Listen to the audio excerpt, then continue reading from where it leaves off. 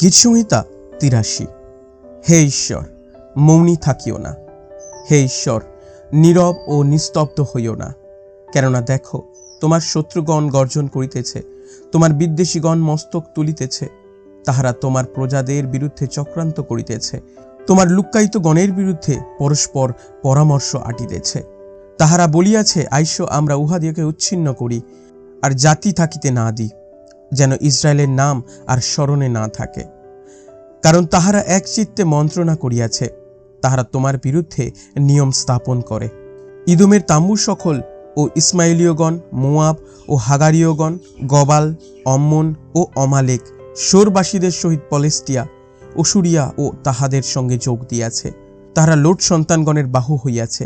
ইহাদের প্রতি তদ্রূপ করো, যেরূপ মিদিয়নের প্রতি করিয়াছিলে, কিশোর নদীতে যেরূপ শিশোরার ও জাবিনের প্রতি করিয়াছিলে।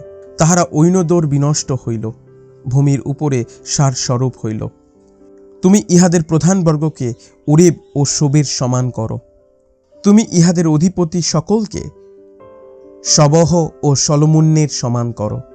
ইহারা বলিয়াছে, আইসো আমরা অধিকার করিয়া লই, আমাদের জন্য ঈশ্বরের নিবাস সকল। হে আমার ঈশ্বর, তুমি ইহাদিগকে ঘূর্ণায়মান ধূলির ন্যায় করো, বায়ুর সম্মুখস্থ নারান ন্যায় করো। যেমন দাবানল বন দগ্ধ করে, যেমন অগ্নিশিখা পর্বতরাজি লেহন করে, তদ্রূপ ইহাদিগকে তোমার ঝটিকায় তাড়না করো, তোমার প্রচণ্ড বাত্যায় বিহবল করো। তুমি ইহাদের মুখ লজ্জায় পরিপূর্ণ করো, যেন হে সদাপ্রভু ইহারা তোমার নামের অন্বেষণ করে।